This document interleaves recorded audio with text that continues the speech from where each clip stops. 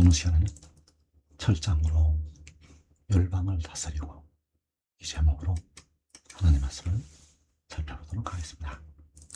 잠언 30장 3절에서 나는 지혜를 배우지 못하였고 또 거룩하신 자를 아는 지식이 없거니와 하늘에 올라갔다가 내려온 자가 누구인지 바람을 그 장중에 모은 자가 누구인지 물을 옷에 싼 자가 누구인지 땅의 모든 끝을 정한 자가 누구인지 그의 이름이 무엇인지 그의 아들의 이름이 무엇인지 너는 아느냐. 자, 여기서 나는 지혜를 배우지 못하였고 또 거룩하신 자를 아는 지식이 없다고 말씀을 하고 있습니다. 그렇다면 하늘에 올라갔다가 내려온 자가 누구인지 그의 이름이 무엇인지 그의 아들의 이름이 무엇인지 너는 아느냐라고 말씀을 하고 있습니다. 그래서 여기서 말씀하는 그는 만군의 여호와 아버지를 말씀을 하고 있고 그의 아들은 바로 하늘에 올라갔다가 내려온 자를 말씀을 하고 있습니다. 그 아들이 하늘에 올라갔다가 내려오게 된다는 사실입니다. 그래서 요한복음 3장에서 하늘에서 내려온 자, 곧 인자 외에는 하늘에 올라간 자가 없다고 말씀을 하고 있습니다. 그래서 그 아들은 하늘에서 내려와서 하늘에 올라갔다가 내려오게 된다는 사실입니다. 1992년 여름에 한밤중에 이 말씀을 증거하는 가가 기도실 2층 의자에 누워 있었는데 한 여인이 힘을 쓰고 일어서더니 아들을 낳게 되었습니다. 아들을 육신 안에 낳게 되었고 그 아들이 하늘에 올라가게 되었습니다. 그래서 그 밑에 의자에서 보니 하늘에 그 아이가 있었고 그 아이의 눈을 통해서 보게 되었습니다. 밑에 누워있는 육신에서는 하늘에 그 아이가 보이고 또 그 아이의 눈을 통해서 보게 되었다는 것, 보좌에 앉으신 하나님께서 그 아이의 머리에 안수를 하시게 되었고 안수가 끝난 뒤에 뒤를 돌아보게 되었고 또 앞을 보게 되었습니다. 그리고 보좌에 앉으신 하나님께서 우리와 같은 음성으로 말씀을 하셨다는 사실입니다. 그래서 여자가 아들을 낳은 것은 그 아들이 하늘에서 내려온 것이요 하늘에 내려왔다가 하나님 앞과 그 보좌 앞으로 올라갔다가 다시 내려오게 되었다는 사실입니다. 그래서 하늘에 올라갔다가 내려온 자는 바로 만군의 여호와 하나님 아버지의 아들이 된다는 사실입니다. 하늘에 올라갔다가 내려온 자는 여호와 아버지의 아들이고 독생자. 그래서 그 영이 바로 성결의 영이 되겠고 성결의 영이 여인을 통해서 하늘에서 내려오게 되고 하늘에 올라갔다가 그 영이 내려오게 된다는 사실입니다. 그래서 하늘에 올라갔다가 내려온 자는 아들이요 독생자. 출애굽기 3장 9절에서 이제 가라 이스라엘 자손의 부르짖음이 내게 달하고 애굽 사람이 그들을 괴롭히는 학대도 내가 이제 내가 너를 바로에게 보내어 너에게 내 백성 이스라엘 자손을 애굽에서 인도하여 내게 하리라. 자, 만군의 여호와께서 모세를 바로에게 보내시게 됩니다. 그래서 그 모세에게 하나님의 백성을 애굽에서 인도하여 내게 하리라고 말씀을 하셨습니다. 모세를 통해서 하나님의 백성들을 애굽에서, 고난당하는 애굽에서 인도하여 내게 하신다고 말씀을 하시고 있다는 사실입니다. 출애굽기 4장 17절에서 너는 이 지팡이를 손에 잡고 이것으로 이적을 행할지니라. 여호와께서 모세에게 이 지팡이를 손에 잡고 이것으로 이적을 행하라고 말씀을 하시고 있습니다. 그리고 이제 이 마지막 때에 백성들이 큰 환난으로 들어가게 됩니다. 이 땅에 큰 환난이 일어나게 되고 하나님의 백성들이 모든 이방 나라로 사로잡혀 가게 됩니다. 이 땅에 한국 백성들을 포함한 많은 하나님의 백성들이 각 나라로 사로잡혀 가게 된다는 사실입니다. 그래서 이제 그 각 나라에서 백성들이 나오게 됩니다. 이스라엘 자손들이 애굽에서 나왔던 것처럼 하나님의 백성들이 각 나라에서 나오게 됩니다.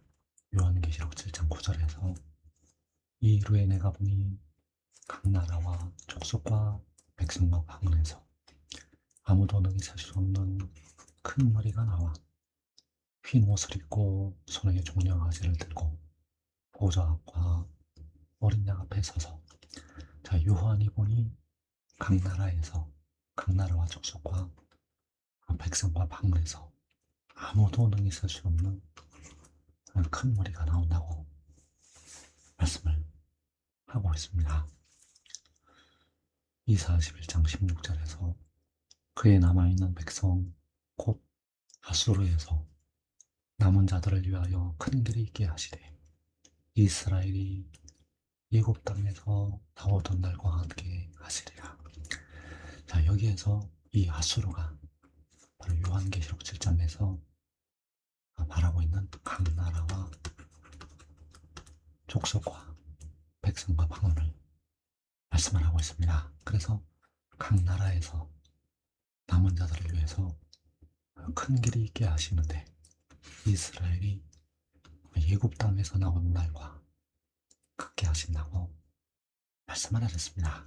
이때는 마지막 요한계시록 7장에서 응하게 됩니다. 그래서 하나님께서 각 나라에 사로잡혀 있는 하나님의 백성들을 위해서 그 아들을 보내시게 됩니다. 모세를 보내셨던 것처럼 모세를 애굽에 보내셨던 것처럼 자기의 아들을 각 나라로 보내시게 됩니다. 스가랴 2장 8절에서 만군의 여호와께서 이같이 말씀하시되 영왕을 위하여 나를 너희를 노력한 여러 나라로 보내셨나니 너희를 범하는 자는 그의 눈동자를 범하는 것이라. 내가 손을 그들 위에 움직인즉 그들이 자기를 섬기는 자들에게 노략거리가 되리라 하셨나니 너희가 만군의 여호와께서 나를 보내신 줄 알리라. 만군의 여호와께서 나를 너희를 노력한 여러 나라로 보내셨다고 말씀을 하고 있습니다. 그래서 그가 손을 움직이면 하나님의 백성들이 각 나라에서 나오게 된다는 사실입니다. 모세가 그 손을 움직일 때 애굽에서 이스라엘이 나왔던 것처럼 그 아들이 손을 움직이며 하나님의 백성들이 각 나라와 족속과 백성과 방언에서 나오게 됩니다. 시편 110편 2절에서 여호와께서 시온에서부터 주의 권능의 규를 내보내시리니 주는 원수들 중에서 다스리소서. 여호와께서 주의 권능의 규를 내보내신다고 말씀을 하시고 있습니다. 모세에게 그 지팡이로 이적을 행하라고 말씀하셨던 것처럼 여호와께서는 그 아들에게 시온에서 그 권능의 규를, 권능의 지팡이를 그 아들에게 들려주시게 됩니다. 요한계시록 12장 5절에서 여자가 아들을 낳으니 이는 장차 철장으로 만국을 다스릴 남자라. 그 아이를 하나님 앞과 그 보좌 앞으로 올려가더라. 자, 여기에서 여자가 낳은 아들, 그 아들은 독생자, 그 독생자가 장차 철장으로 만국을 다스리게 됩니다. 그래서 그 아이를 하나님 앞과 그 보좌 앞으로 올려가게 되고 하늘에 올라갔다가 내려오게 되었다는 사실입니다. 시편 2편 7절에서 내가 여호와의 명령을 전하노라. 여호와께서 내게 이르시되 너는 내 아들이라. 오늘 내가 너를 낳았노라. 내게 구하라. 내가 이방 나라를 내 유업으로 주리니 내 소유가 땅끝까지 이르리로다. 내가 철장으로 그들을 깨뜨리며 질그릇같이 부수리라 하시로라. 자, 여기에서 여호와의 명령은 아버지의 명령이요 아버지의 말씀. 자, 그 말씀은 진리가 되겠고 그 진리는 너는 내 아들이라. 오늘 내가 너를 낳았더라. 자, 여기에서 오늘 여호와께서 그 아들을 낳으시는 것, 그것이 바로 여자가 아들을 낳은 것이요 여호와께서 그 아들을 낳으신 것이, 그 아들을 세상으로 보내신 것. 그래서 그 아들이 철장으로 그들을, 바로 악을 행하는 만국 사람들을 깨뜨리게 됩니다. 내가 철장으로 그들을 깨뜨리며 질그릇같이 부수리라 하시도다. 이사 41장 25절에서 내가 한 사람을 일으켜 북방에서 오게 하며 내 이름을 부르는 자를 해돋는 곳에서 오게 하였나니 그가 이르러 고관들을 석회같이 토이장이가 지는 걸 밟음같이 하리니. 자, 여호와께서 한 사람을 일으켜셔서 북방에서 오게 하시고 내 이름을 부르는 자를 해돋는 곳에서 오게 하신다고 말씀을 하셨습니다. 그래서 이 한 사람이 내 이름을 부르는 자가 바로 그 여자가 낳은 아들이요 독생자, 그가 이르러서 고관들을 밟게 된다는 사실입니다. 그 고관들을 질그릇같이 부수게 된다는 사실입니다. 그래서 그가 이르게 되는데 그 여자가 낳은 아들이 이르러서 철장으로 질그릇같이 악을 행하는 고관들을 부수게 된다는 사실입니다. 이사 41장 2절에서 누가 동방에서 사람을 일깨워서 공의로 그를 불러 자기 발 앞에 이르게 하였느냐. 열국을 그의 앞에 넘겨주며 그가 왕들을 다스리게 하되 그들이 그의 칼에 티끌 같게 그의 발에 풀리는 조개가 깨하며. 자, 여기에서 동방에서 해도는 데서 사람을 일깨우시게 됩니다. 이 사람이 바로 그 여자가 낳은 아들이요, 독생자. 그 아들을 공의로 일으켜서 열국과 왕들을 다스리게 하시게 됩니다. 여기서 누가는 바로 만군의 여호와, 만군의 여호와께서 동쪽에서 그 여자가 낳은 아들을 일으켜서 열국과 왕들을 다스리게 됩니다. 그래서 그 열국과 왕들이 그의 칼에 티끌 같게, 그의 활에 불리는 조개 같게 하신다고 말씀을 하셨습니다. 그의 칼이, 그의 활이 바로 철장이 되겠고, 철장으로 만국을, 열국과 왕들을 다스리게 된다는 사실입니다. 시편 45편에서 용사여 칼을 허리에 차고 왕의 영화와 위용을 이루소서. 왕의 화살은 날카로워 왕의 원수의 염통을 도르니 만민이 왕의 앞에 엎드러지는도다. 자, 용사의 칼, 이 칼이 바로 이사 41장에서 그의 칼이 되겠고, 왕의 화살이 이사 41장에서 그의 활이 되겠고, 그의 칼과 그의 활이 바로 철장이 되겠고, 철장으로 만국을 다스리게 됩니다. 그래서 만민이 왕의 앞에 엎드러지게 된다는 사실입니다. 바로 악을 행하는 이방인들이 심판받게 된다는 사실입니다.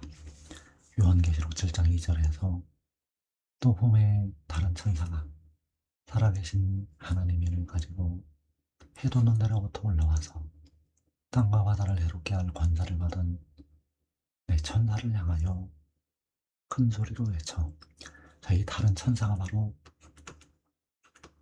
요한계시록 12장에서 여자가 낳은 아들이 되겠고, 바로 잠언 30장에서 하늘에 올라갔다가 내려온 자, 자, 그 독생자가 해 돋는 데로부터 올라오게 된다는 사실입니다. 바로 내 이름을 부르는 자. 그래서 이때는 해 돋는 데서, 동방에서, 동쪽에서 올라오게 된다는 사실입니다.